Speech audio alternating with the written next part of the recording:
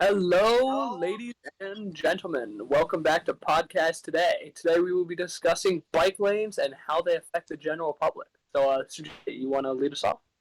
Yeah, overall, bike lanes are a pretty important topic to me because I overall really like biking. I enjoy riding out there, the breeze in my face, everything. But the main issue that's really, and for me, the biggest thing that's holding me back from being able to bike everywhere I want to go would be that there's just not enough infrastructure available for me to go biking. Like, if I go outside and I try biking, there's all these wide roads packed with cars, they're all in the way, and they break up the nice scenery, and not to mention that any sidewalks that are there are often overgrown or just really, really way too small, making it really hard to bike and just really centered around cars and driving.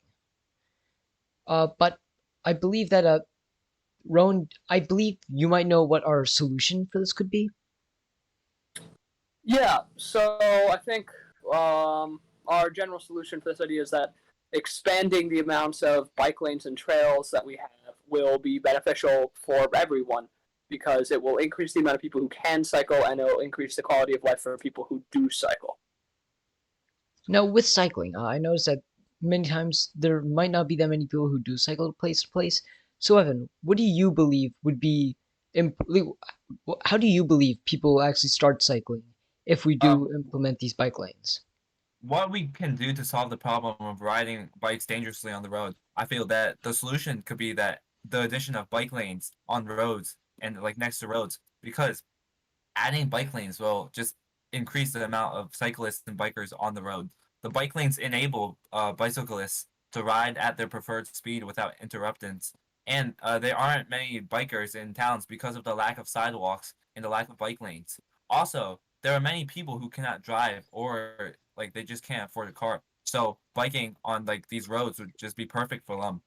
And if we implement these bike lanes, it will increase the riders and transportation just will be more bike friendly, you know?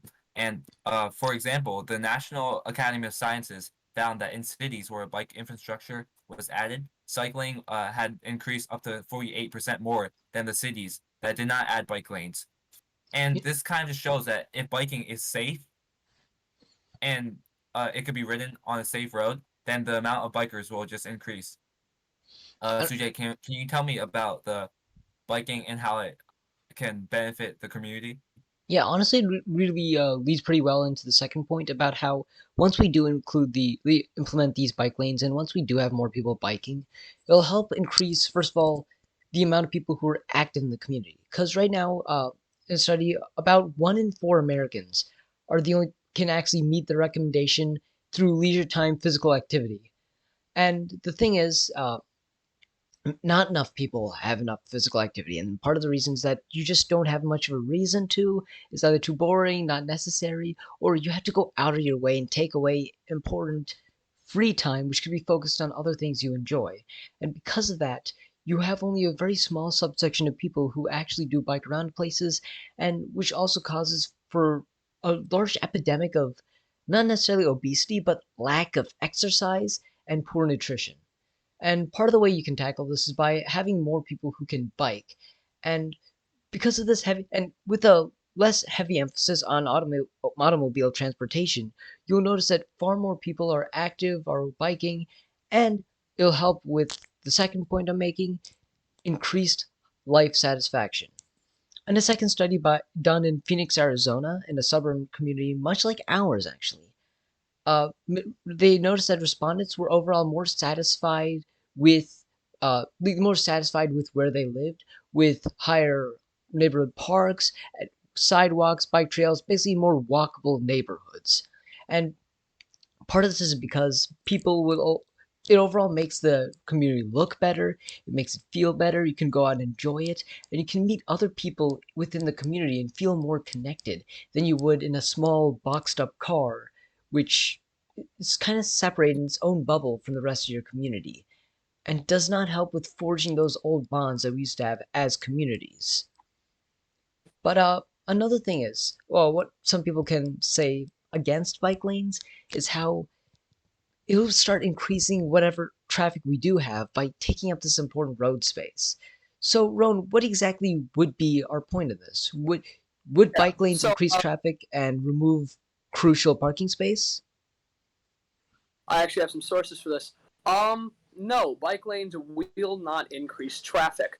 And the critical reason why here is that when bike lanes are implemented, governments or whoever really is going over and re-implementing these bike lanes can also go over the road and increase the efficiency that the road has for traffic. So in New York City recently, they added 480 miles worth of bike lanes. And what we could see in certain streets after this implementation had travel times decreased by 35%. Now, of course, not all streets and roadways are going to be that dramatic of a change, but we can expect to see that change consistently if we increase the efficiency of our roads. Now, this next one really hits the nail on the head. Parking space. Yes. When we increase bike lanes, we are going to lose parking space.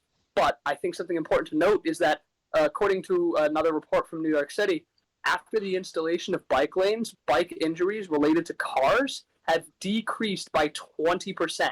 So clearly, this demonstrates the safety that bike lanes can provide for bikers and other people just not using cars who need the lanes.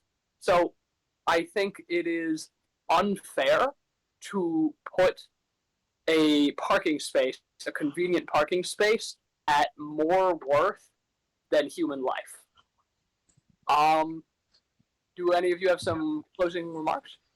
Personally, I fully agree with that. And in fact, I actually am happy with the fact that more convenient parking spaces removed. It's because in cities like where we live, we want, like in cities or towns, we want to be able to have people who walk around and walk to each of these individual businesses rather than driving through, like cutting through these massive cars.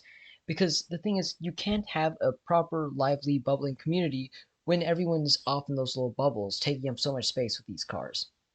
By Yeah, making it so it's so much harder to park around just everywhere and block up the street for regular civilians, then you make it so that people actually have to commute through they have to either commute through the city or go by bike or some other small or bus in order to get around to places in the city. And it helps with making sure that we can focus on a more pedestrian friendly town, which is pretty much essentially what we need in this time. I think that's a great point, Sujay. I'm glad you guys all tuned in, and thanks for watching.